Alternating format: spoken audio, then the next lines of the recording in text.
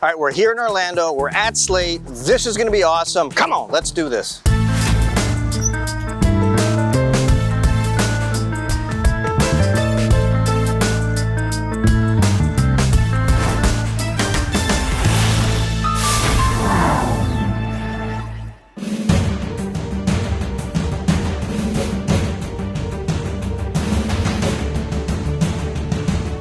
I'm from Antigua, which is in the Caribbean, so we finished high school a little bit earlier, so I finished at 15.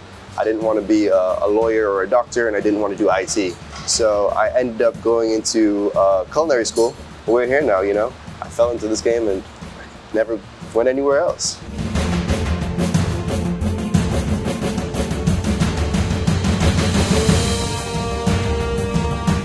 So I've been chef here now for going on 3 years. Before that, I was a sous chef down in South Florida, and before that, I was a private chef for Eric Clapton in Antigua. So I've been doing a lot of fun things. I got this job here. I was chef here when I was 26, and I feel like being, you know, one of the youngest chefs in the city really pushed me to propel this restaurant to a new standard. You know what I mean? And really take the food to more modern.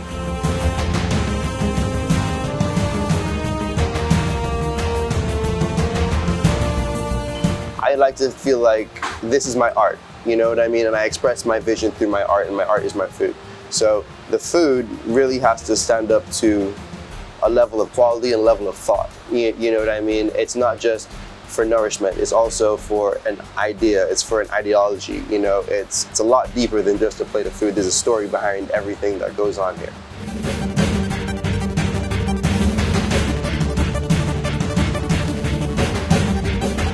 So this was very impromptu that we're here today.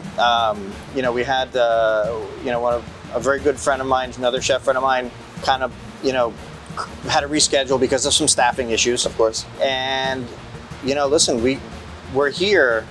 You know, you kind of said you had some things you wanted to say. Yeah. And you know what? Yeah, you do. Yeah. Appreciate your energy. Let's take a break. We're gonna get in the kitchen. We're gonna cook up some stuff, and then we're gonna come back.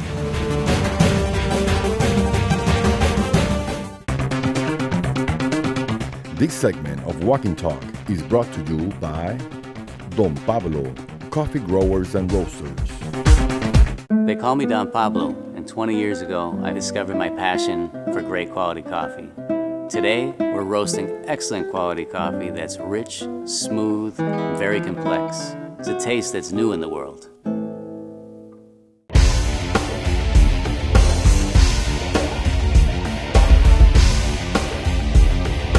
You're gonna dig what we just did in the kitchen. Chef, what attracts you to the kitchen?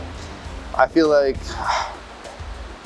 I love the pressure. I love the beauty of it. I love the chaos of it. I feel like the kitchen has everything and more that could satisfy my wants. It has the fire, you know.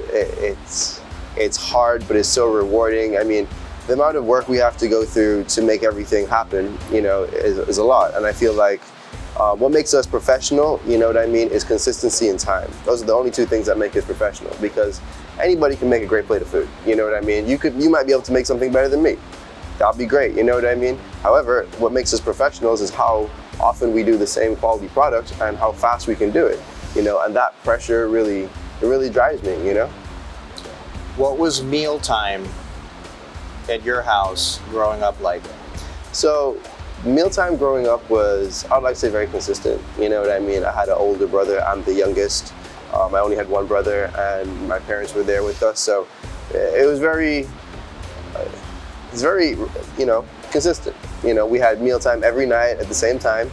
You know, then we went to bed. I would like to say it's very unusual nowadays. You know what I mean? To have a upbringing like that, but I was very grateful for it, you know what I mean? It really taught just us the value of food and family, you know, and on Sundays we'd all go down by my grandmother, like the whole family, and everybody would have, you know, Sunday lunch at, you know, grandma's house, you know, after church. It was very, very normal. I mean, I don't know how normal it is up here in America like that right now, but it was very normal for me, and it really taught me a great appreciation for food. You know, like all of my grandmothers cooked. I always remember growing up in the kitchens, just them kicking me out, go outside. You know, you're bothering me right now, but they'd wake up in the morning and start cooking, and then never really stop cooking till after everybody ate dinner, and then somebody else would wash the dishes and they'd relax, and it'd be a great day, you know. I can completely relate to that, as I am American Italian. Yep. And Sundays were a big deal. Big deal. You know, a million years ago, there was always, you know, lots of people at the house. Yeah. From, you know, far and wide, they were at our place. Very communal, you know, yeah, very communal. That's awesome. And having dinner, you know, together as a family is really awesome, man. That's, yeah, man. You know, and for a young cat like you, that's really great. Yeah, yeah. Like, all right, describe a successful shift.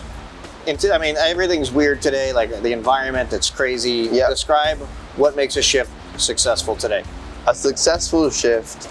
Okay, so stepping out of just the culinary world, you know, as a chef, you also have to balance finance. You know what I mean? So that has a big part to play in a successful shift.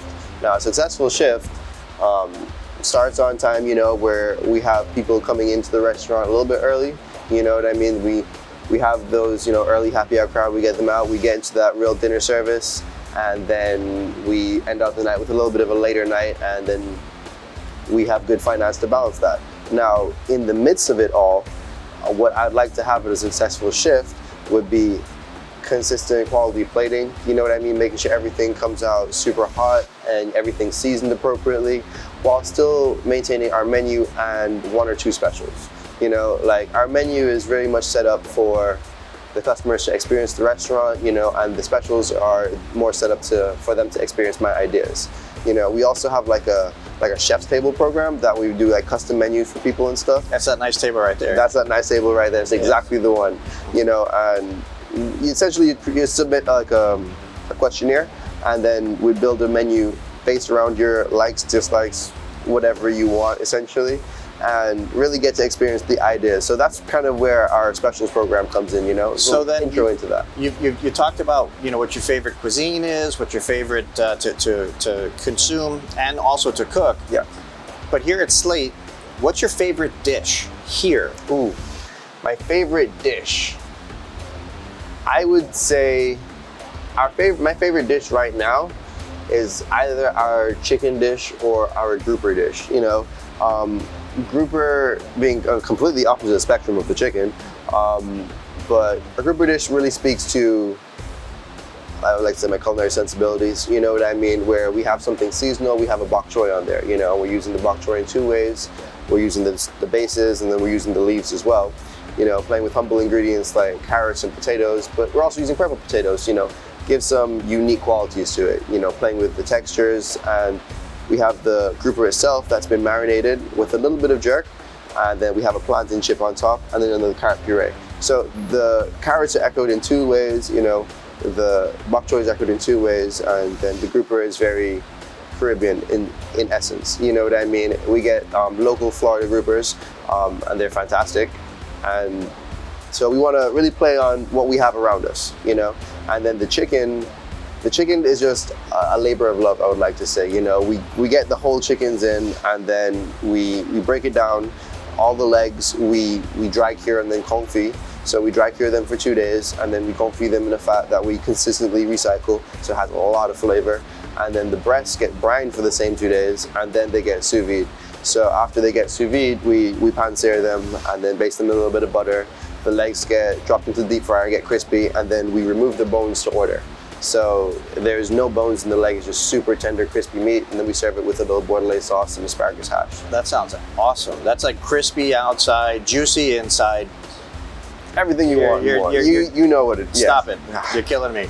All right, it's time for Walk-In Confessions. We got stories. We got stories. Okay, let's go. Let's make it happen. This segment of Walking Talk is brought to you by Farm Fresh Produce. It's Walk-In Confessions. Come on. Chef, so this is Walk-In Confessions. We all know what that means. Horror stories of the business. and you had a pretty interesting one. Why don't you set that up? What happened? So I had the most interesting. I've been in the industry now for 13 years, and this restaurant, you'll see things that just don't happen anywhere else. I've never heard of anything like this happening. I've never seen it happen before. Nobody's ever told me a story like this. So it's a really interesting one for me. So there was one time we had an amazing grill guy, amazing, and he told me, "Hey man, I'm leaving. I gotta go leave. I'm going to get whatever." He was older. I was like, "That's fine." You know what I mean? He said, "I have a replacement for you though. Best guy ever." I was like, "There's nobody better than you." So 2 months later, this guy's a rock star. He's in the kitchen. He's doing great. He tells me, "Hey man, this menu is kind of hard. Can I get some more time?" And as an older individual, to a young chef, I was like, "Okay, I'm doing a lot right now. Let me give him his time. Let him, grow." So he's now even better at his station. Couldn't fathom that, but he's better at his station. So I write this really difficult menu based on his talents. Now we're going crazy. We have lunch service at the time, and I'm running around. I have like short staff, doing everything in the kitchen for lunch, prepping for the new menu for dinner, and then I get a phone call in the middle of service, from one of my other cooks, and she says, "The gentleman has passed away." Ooh. Everything stopped. You know what I mean? Like, I remember just stopping. I just kind of dropped my tongs and I just walked outside. And then my general manager pulled up at the restaurant at the time, and he looked at me and was like, "What's wrong?" I was like, "He died. I don't know if I can do this. I don't know how we're gonna accomplish this. We're in the middle of it all. I don't know." And he was like, "It's okay, buddy. Just keep pushing. We can do this. You got this." And essentially, at the end of it, before service, I gathered everybody around. We opened a bottle of wine, and we cheers to his life. And he said, "This is what he would have wanted. That we're gonna make this happen no matter what." And everybody pushed in. Everybody put their everything into the service, and we came out on top. And it's just these moments, like you're a guy coming out to this beautiful restaurant, you have no idea what's going on, and us in the back of the house, we have all these struggles that we have to just internalize, and I call it kitchen magic because nobody has to know any of it. You're very into this world because in this restaurant we're open, you see what we go through. You'll see me at Expo, and if something is wrong, you'll hear about it, and that's what we give to the customers. We give you a little bit more insight onto what actually happens in this world. It's not all just magic, but we make it look that way. That's my story, man. I don't know how else to say it. It's one of those things that. Well, let me say. So, in this particular segment, this is where we're appealing, making aware to the general public who've never experienced working in a kitchen or a restaurant in general, that there's fire, there's sharp objects, there's all sorts of things, hot oil. Everybody works hard in the building, front of the house, back of the house, and the idea is for you to come in, order a pretty plate, get a full belly, go home and say, "Wow, that was the best thing ever." Well, guess what? There's all sorts of struggles that happen inside this building that nobody knows about. Hey, that's like that in life everywhere, right? End of the day, you see the chef, hats off, take care of your servers, your bartenders, and all that good stuff. Hey, Chef, appreciate you, man. Thank you so much, man. Really appreciate your time. As well. This segment of Walking Talk is brought to you by Peninsula Food Service. All right, Chef. So first of all, I'm like, yeah, a couple of plates or whatever, and you're like, "No, I'm gonna make the menu," right? Oh, yeah. So here we are. Everything looks fantastic. Thank you. What do you got? Talk to me. So let's start with our appetizer. We have one appetizer right here. This is our pepper jack hush puppies, or pimento cheese and pepper jack hush puppies. We have a roasted red pepper and shallot aioli around, a little bit of pepper jelly underneath of it, and then a Parmesan crisp on top. So you have a lot of rich, cheesy flavors, a lot of contrasting textures. The aioli with a little bit of the brightness, the jelly with a little bit of the sweet. A lot of the, playing on every sensibility of what you want an appetizer to be, And then we're gonna move right along into our brisket dish over here. I would like to say the brisket is almost our signature dish of the restaurant. You know, the brisket is something that we've had on the menu for a very long time, and we do it in a very different way from most other barbecue places. We actually smoke and then braise our brisket, and here we're serving it with a black eyed pea cassoulet, some parsnip puree, some red pepper aioli, and some parsnip chips. We're playing very heavily with the fall season, and then a lot of my past is from somebody from the Caribbean with the black eyed peas, and then the cassoulet, which is my culinary upbringing, which is French and European. You know, speaking again with all the different contrasting textures and flavors, the brisket is super soft, super duper soft. Stop. Chef says it's soft.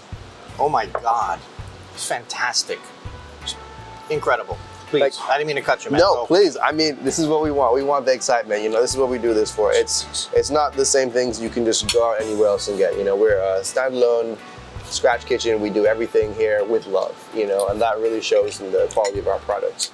You can hold your knife there, sir. I would like to say this is probably one of our most popular dishes on the menu right now. This is our black grouper. So, speaking to as well my Caribbean influence, you know, we have a marinade with a little bit of jerk. It's lightly spicy, a plantain chip on top, which you made, and then we have our bok choy puree, bok choy bases. So we use the bok choy in two places, and then carrots, and then carrot puree, purple potatoes, and then we all toss this all in a nice shallots, garlic, and a little bit of soy sofrito.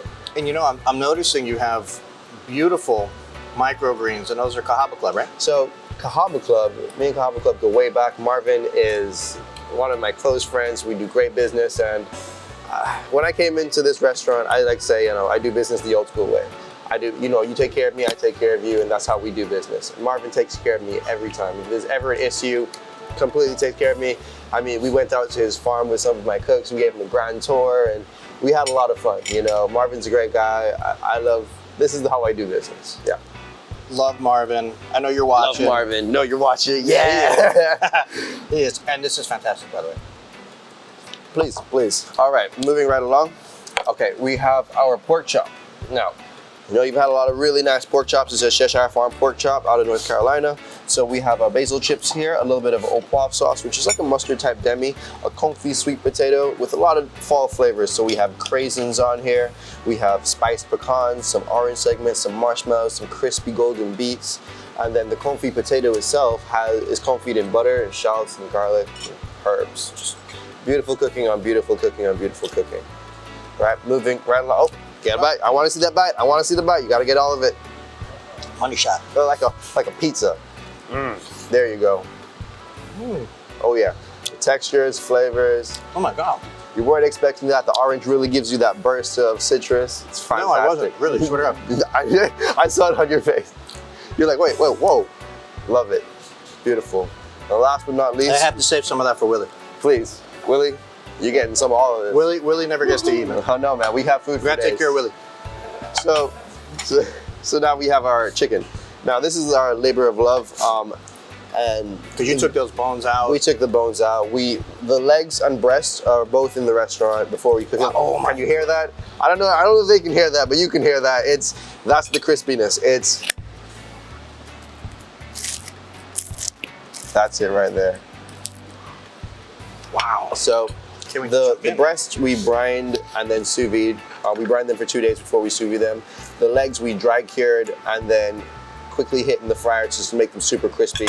Underneath we have a fingerling potato and asparagus hash, and then just some asparagus spears for garnish. And then around it we have a chicken bordelaise sauce. So bordelaise is more of a red wine style sauce, you know, in the style of Bordeaux. Please. I don't know what's. One thing is better than the next. Good. Your next bite should be your best bite.